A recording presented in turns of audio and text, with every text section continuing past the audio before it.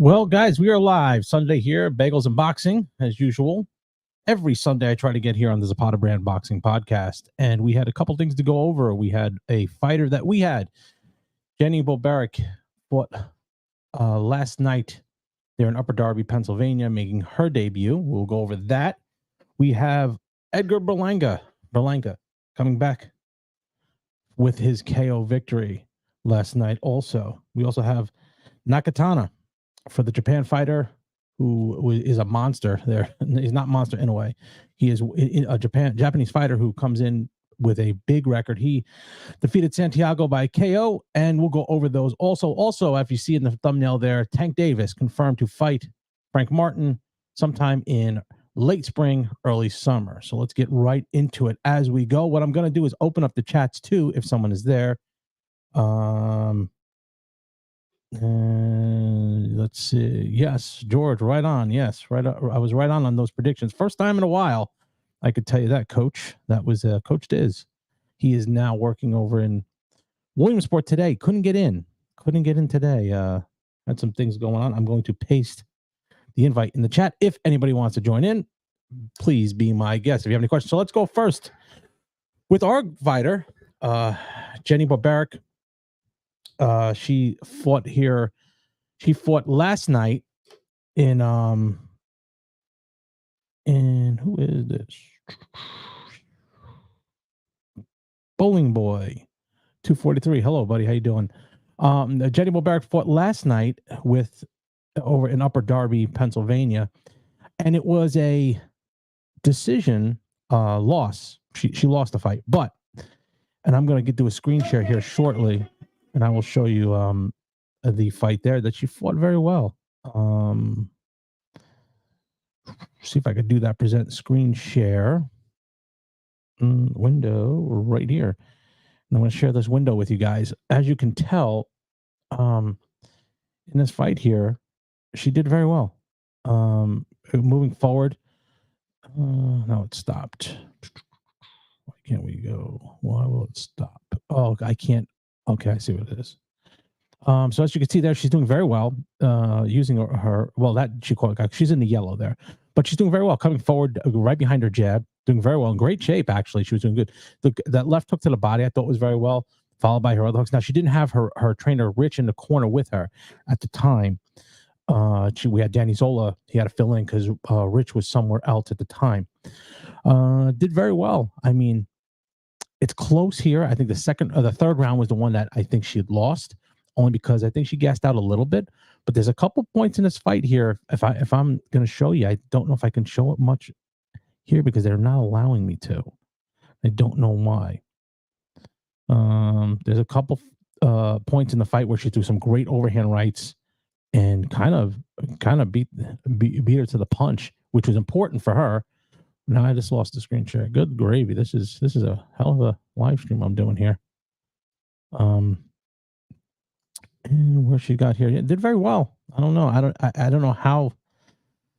I think the rematch is in order for April 27th, right here in the Berwick High School. That was in her hometown, this other girl's hometown.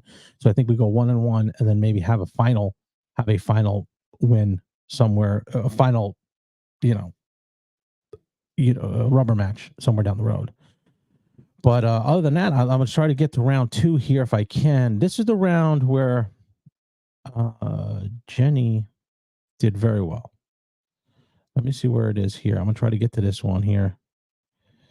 Close window. One more. This is the round that I think that will show you. Okay, I think it's this round here. And I'm going to go to the screen share here. She did very well here. Window. There it is. Share. Okay. And this is the round that she did very well in. There's an overhand right that she'd been working on for a good portion of training camp. And it comes in probably around the minute 30. I think about the minute 30 here. She's doing very well. Look, she's going very forward, behind the jab a little bit there. Oh, moving right. See that left hook to the body. If she would have came up top, I think she would have done a lot better. For that, we'll work on that coming up. I don't want to give too much away here, but she's doing well here. Very well. And I'm not being biased. If I would say if she was getting beat up, she was getting beat up, but she's not. There's the right hand again. There was that point where I thought she should have thrown that left hook, and I'll show it real quickly here. If you look here, you watch how she throws this left hook to the body here. Right here, right? Left hook to the body coming up. No, it's not here. Where is it? Okay. Right here. Watch her throw this left hook to the body. Bang. And if she would have came up top there, I think that would have opened up a couple more things for her. Followed by that right hand. She throws the right hand very well. And she's still moving forward. Left hook to the body, but that left hook to the body's got to come back with something. You're not going to do too much after that. You have to come back up top. I think here's the right hand. This is the right hand I think that we were working on for a while. Bang, there it is. And it comes back again. I think she hits her again with it. Boom, bang again. See, we'll do it again. This is what she was working on at the gym. Going down, over, boom. That right there. She clearly won this second round. And if you went with the first round for her, she wins the fight 2-1. Because the third round, I think she just slowed a little bit. And a couple times she got hit. It didn't look good, but it didn't hurt. It clearly didn't hurt her. So that was last night. We had another fighter on the card, Brock. Brock lost. I think he lost the decision. I wasn't sure, or referee stops contest, but not to his. That he was just in there with a very tough guy. Coach Diz again on here. I would join the talk, but my location. Yeah, Coach Diz is working today. He's at the hospital over at UPMC in Williamsport. He's working there. He can't join in. That's okay. You know, we're going to get a big show together this week, real big show, and we're going to put it all together. We have a lot coming on the next week. A very big, exciting show.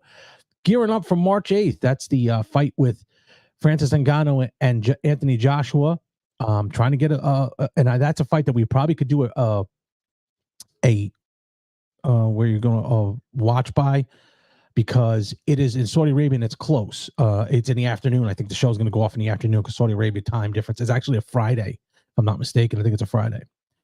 But let's go to the Edgar Berlanga fight. Edgar Berlanga showed. I'm going to say he came back a little bit. I didn't think he showed how he was because the guy he fought, I don't think was that good. I know that our guy Mickey thinks that thought that McGrory was good. I didn't think so going in. That's why I think he's going to have a tough timing with him. It wasn't a fight that I was a fight that, put it this way, if he did not knock this guy out, he was going to have a problem. If you don't knock this guy out, you're not going to the next level. I think Munguia beats him, and I think Matias beats Munguia beats him, and I think Canelo beats him easy, which takes me to my next point. It looks as though he's just now thrown his hat into the Canelo sweepstakes for the May 8th fight. Does he deserve it? Probably not, but it's an easier fight for him. Then I heard that Conor Benn is in the mix for Canelo. This is the craziest thing with Canelo. There's a million people throwing their hats in here, and there's nothing right now confirmed. I don't know how you can't. Well, he does sell tickets. Let me take it back. But how you can get this fight together so quickly and put a good promotion together is beyond me. I think if he fights Berlanga gets knocked out easily. He has too many flaws, too many holes in his game, and unfortunately, it looks as if it's going to go that way because he won the fight. He came back from the first knockout he's had in, I think, 5 fights or 4 fights. And that's not good if you're going into the next level. I still think Munguia is a level above him, but Munguia also, I think, gets knocked out by Canelo because, again, he has too many holes in his style. That's as far as the Berlanga fight. That's what I see. Xander Yáñez is the one I think that they would look forward to replacing Miguel Cotto as the next Puerto Rican superstar. Nakatana, the Japan fighter, 120 some pounds, starches Rodriguez in round 6. Not the greatest fight. Let me see if I could screen share this a little bit. It was one-sided as far as I was concerned. Go back real quickly if I can go to YouTube. And the Berlanga fight really wasn't really that good of a fight. It wasn't. If I can see this real quickly here, I'll go to Nakatana Santiago. There was the fight there. And if I could show you the highlights a little bit here. And I'll go back here. We'll go to a screen share. Screen share. This one. Share. But let's see. If you could see here, we'll go right to the knockout here. And it is going to be here. He will go here. These are the highlights here. Down he goes. And it wasn't the best. And then just right from there, he just kind of finished him off here. Bang, bang, down he goes. That was the fight there for Nakatani. That guy is good. That guy's really good. He's definitely a guy who's on the rise. Someone who I made a controversial call about saying how he was I thought he could be using PEDs. But, you know, he got the job done. I'll give Santiago credit for getting in the ring with him. Not many people got in the ring with this guy. He's a tough guy. Definitely a tough guy. For getting in with Nakatani. But you have to move. You have to keep moving forward. The next fight up for him, I don't know if he has one scheduled here. I'd like to see him fight somewhere in the United States. You know, I think that's the biggest fault of these guys. They don't fight in the United States enough. And the United States is where the boxing's at. Best fighters here, best fighters in the world come to the United States, I believe. The styles are different. The knockouts are produced. It's way better than those. Also confirmed this weekend, Tank Davis taking on Frank Martin. So Tank versus Frank. Fight scheduled sometime in late spring, early summer. I'm going to stick by what I've said on the show before with Coach Diz. This fight is going to be an easier fight than people think for Tank. I don't know why people think that this guy is not who he is. Tank Davis is a very good fighter. Not only a very good fighter, he could punch. Frank Martin hasn't been in with anyone like that, in my opinion. I don't think he's been in the ring with someone who could bang like him, and also he can box. He can also box. I don't want people to say that he can't box, because he can't. He can box.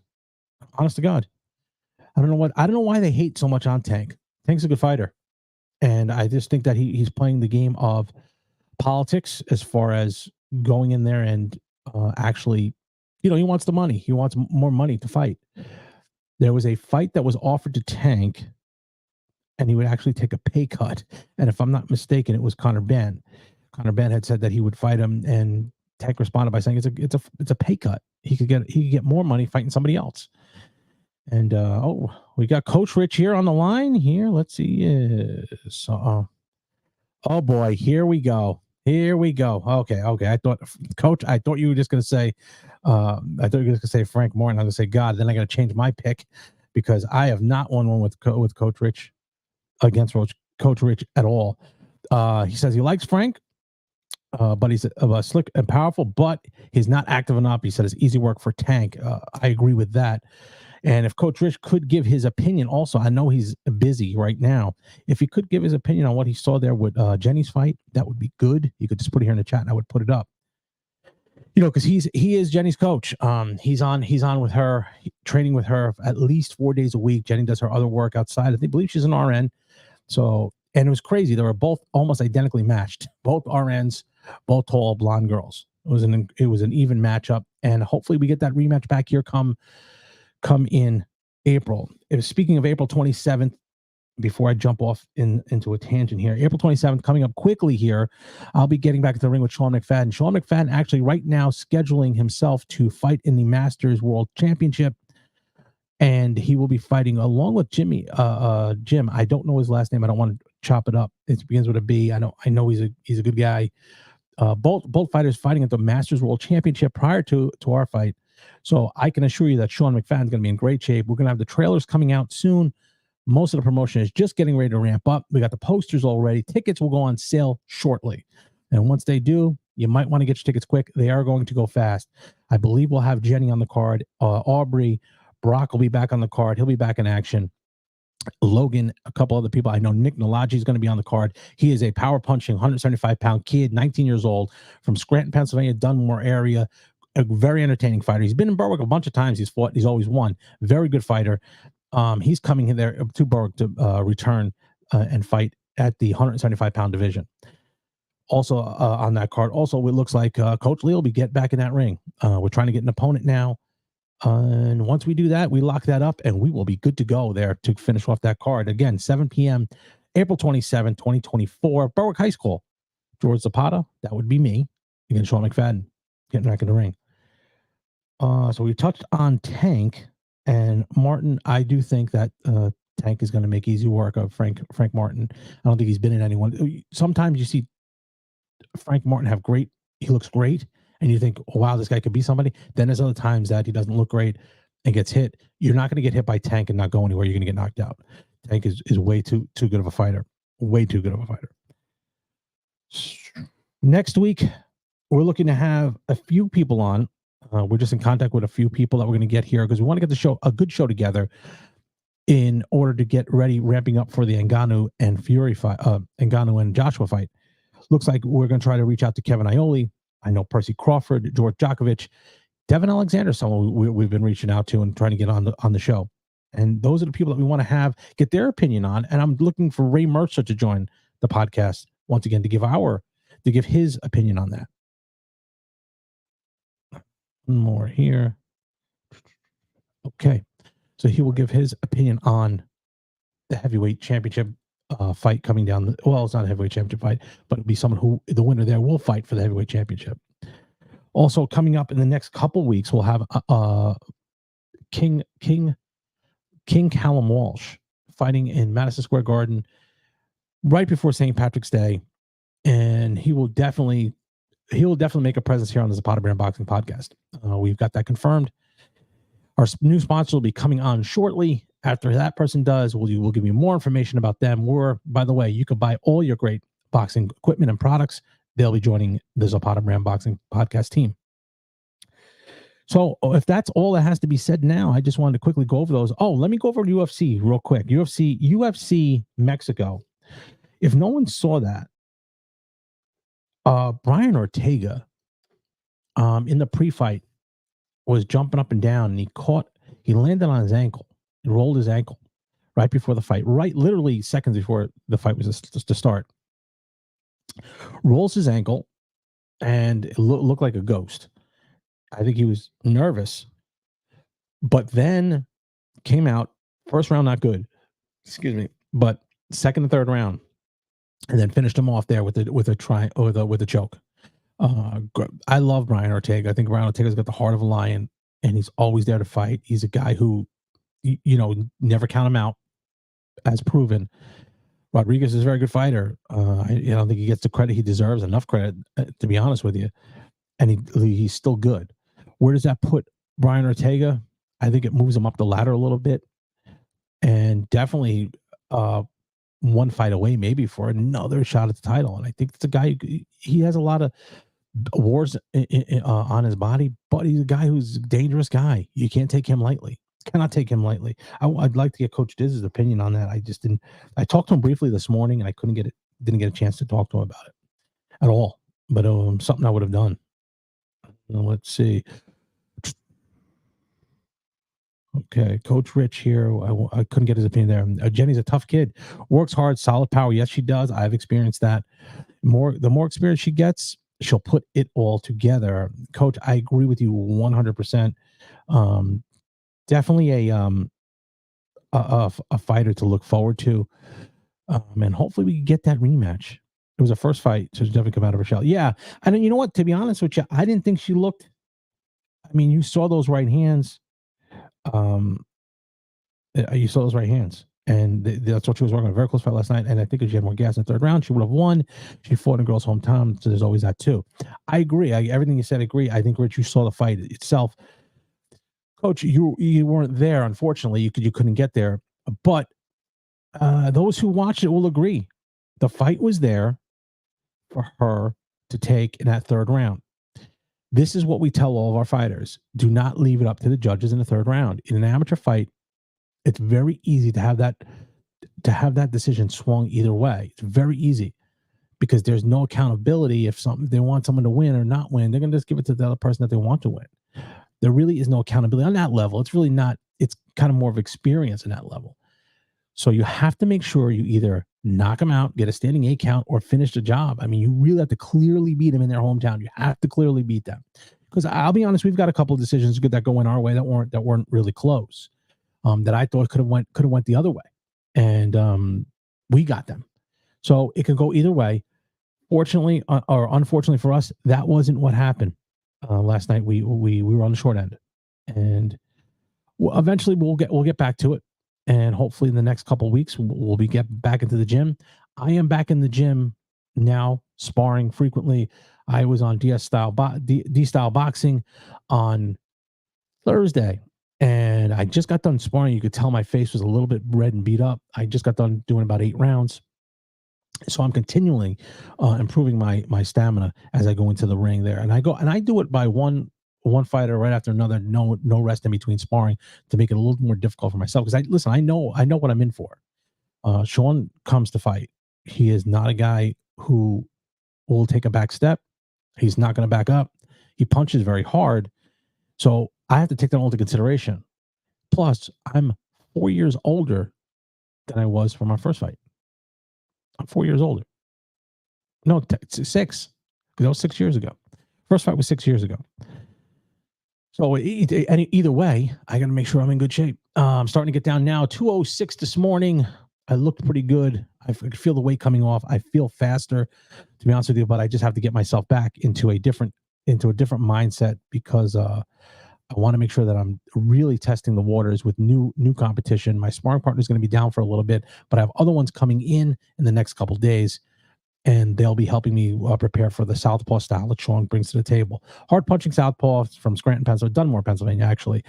On that card, also, you're going to have Olivia Ford. She's going to be fighting too. Jenny, we're hopefully to get that rematch there. Aubrey, Logan, Dimitri, the big puncher for us. He's a heavyweight, about 240, 6'4", 15 years old. That kid, I look for big things in the heavyweight division, the Golden Gloves this year. I think we're going to put him in there. What a tremendous kid.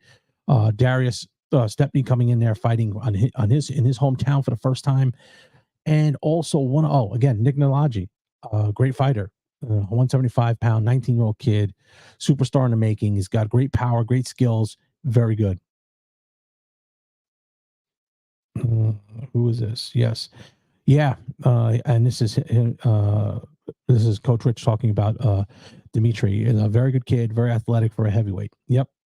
Know his mom well, know his grandparents well. Hopefully, I'm trying to get him to join the football team too. I think he'd be great. I mean, the scholarship is out there for him. At that big, at 15 years old, they will work with him. They'll put him in that on that weight program, and he'll be good. I really do. But I think he could legitimately win the heavyweight Golden Gloves championship in Pennsylvania. I think he has a legit shot because he works hard.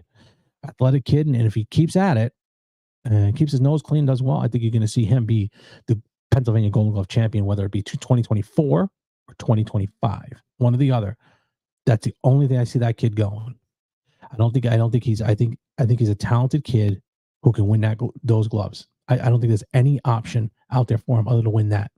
The local club shows, I think he wins easy.